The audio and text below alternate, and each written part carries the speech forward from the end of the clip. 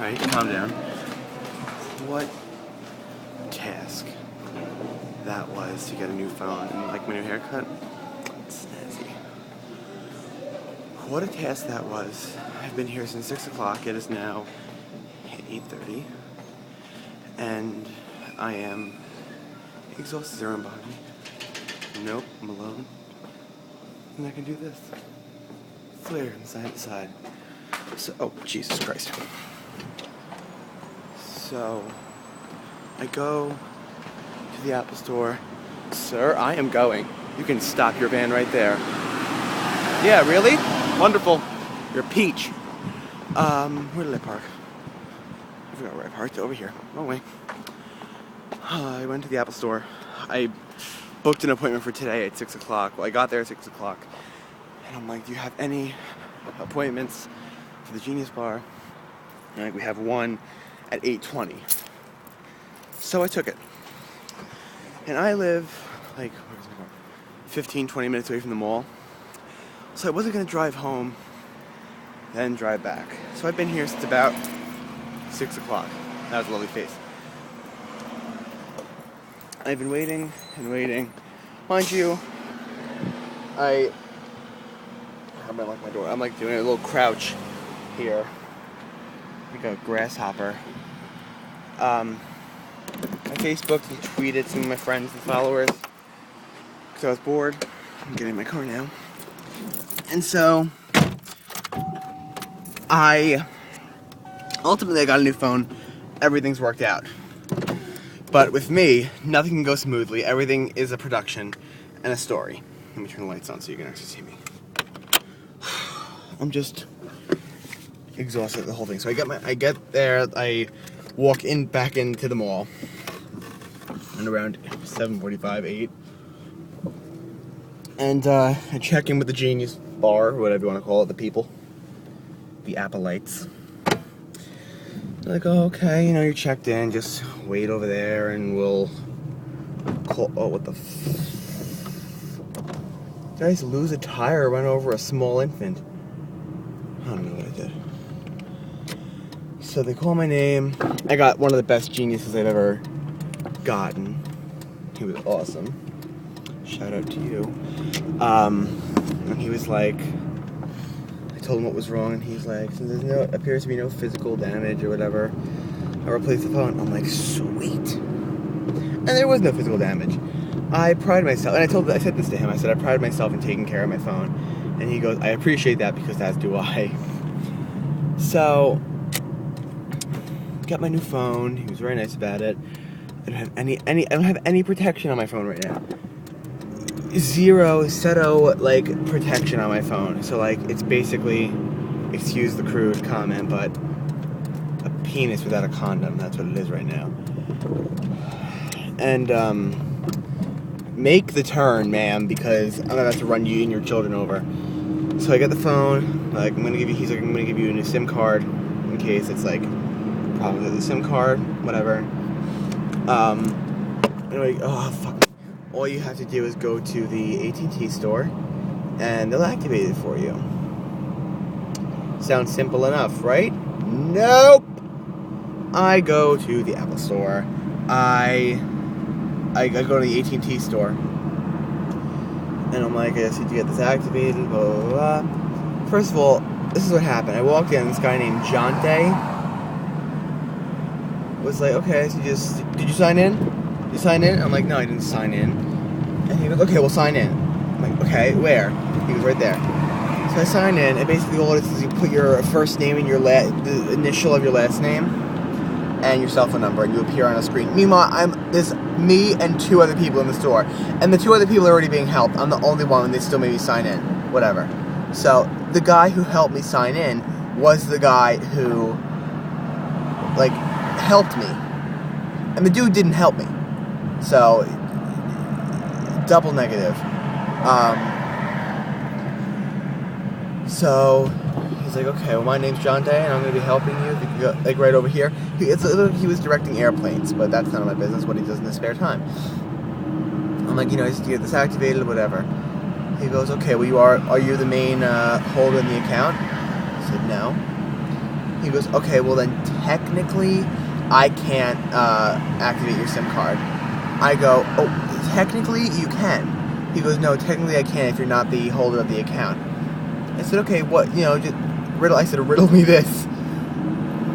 What do you need of the main holder of the account to, activate? Oh, I need their birthday and their name and, the phone numbers on the account. I said, fine. Perfect. I got all that. I know my father's birthday. I know all the numbers on the line. It's like, okay. I said, I have that. We can do this. He said, no, technically I can't. I said, why? He goes, we're a face-to-face company. Meanwhile, he did this hand motion. You can't even see it. Let me try and turn my lights on. Like, he legitimately did this. We're a face-to-face company. Like, I was talking, like he was talking, via webcam. So, I'm like, okay, so, he's like, have you ever called into AT&T? I said, yeah, many times to, do whatever. Switch a line, change a number, block a number, or whatever. Yeah, I said, yeah, I have. He said, okay, well, then you can call and activate the SIM card. Loophole, little loophole in your theory here, Jonte. I said, why can't I activate it here in person? But no, why can't I activate it here in the store, but I can activate it over the phone, even though I'm not the main holder of the account? He goes, oh, we're a face-to-face company. I know you are a face-to-face. I know this. You've told me this, Jonte. I know you're a face-to-face company, and here we are, face-to-freaking-face. Like, what's next? And he goes, well, you have to call. I said, I don't have to do anything. I go, well, I'd like to speak to your manager, please. Oh, yeah, I go full-on, parent status. I go, hard when it comes to my phone and Apple. Don't fuck with me. Do not fuck with me. And so, get his manager. I'm like, so I want to activate this SIM card, and your employee, Jonte, is not letting me because I'm not the main holder of the account, but he's telling me that I can call over the phone, me not being the main holder of the account, and I can then, whatever you want to call it, activate the SIM card. He goes, oh, well, that's kind of what you had to do, and, unless you have the holder's, birthday and all the lines on the phone or whatever. And I go, I have that. I had that. It's not the issue here. Okay, then we have no problem. Tell fucking Jonte that. Jonte's been really pissing me off. And so, I'm like, well, he told me wrong then. And I'm going over, so I don't rear-end you. I said, well, Jonte told me wrong. He's saying that I can call, but I can't do it here. I said, if you're a face-to-face company, we're here face-to-face, so I would like to activate the SIM card. So the manager does it to me while I'm staring little devil daggers at Jonte. What a fucking name. And he took his job so seriously. That's the scary part. I'll talk about that after. So, activate the card, and I just go, just so you know, I used to be Verizon before I switched over to AT&T, and Verizon's looking really good compared to next to AT&T right now, just so you guys know. And that's complete and utter BS, because I've never been on Verizon. I've had AT&T ever since I've had a cell phone. And I love them. I don't fucking love Jonte. See this up ahead, that, the car is in front of me? I wish Jonte was in front of me and was trying to run away, but because I would have... Anyway, that's my little story. So I'm just getting home now. I'm on my way home. And I am just I'm exhausted. This day was exhausting. Exhausting. I'm done. I want to sleep. I have school tomorrow. I was at the mall for 2.5 hours. And I never at the mall for 2.5 hours. Never. I don't like people. I like shopping. I don't like people. And the mall had a lot of people today. Let me tell you. And... the people that go to the mall on a Wednesday afternoon/evening are just pure and utter idiots. I am sorry. There was this one guy, as I was finishing up my encounter at the Apple store, a guy came in, and he was like, He was a grown-ass man. Really, yeah, come on over. Just go. Grown-ass man. He was like the biggest Jersey Shore wannabe I have ever seen in my life. This dude, now mind you, it's Wednesday, 28th, and this was just at maybe 8:15. Okay? I don't know if he was going out clubbing afterwards. All I know is what he was wearing then. He was in full-on, like, Lady Levi's. They were tight. They were real tight. I don't know how his business could have survived in there. Let me tell you something. I was in pain just looking at him. Like, skin-tight Levi's. Then these, like, weird moccasins, but they weren't moccasins. They were, like, legit shoes. It was very weird. And then he was, like, wearing a pinstripe collared shirt. And I could smell him from a mile away. It's, like, ridiculous. And then a tuxedo vest over the button-up, you know, whatever you want to call it, the striped shirt. Then he had, like, a shaved head up until, like, a certain point, like, in the back of his hairline. It had all these designs in it. Now, look, if you would like to put designs in your hair, great. I think they look awesome on the right head. But this guy wasn't pulling off. He had half-shaved head, like, around, and then up top, he looked like a chia pet.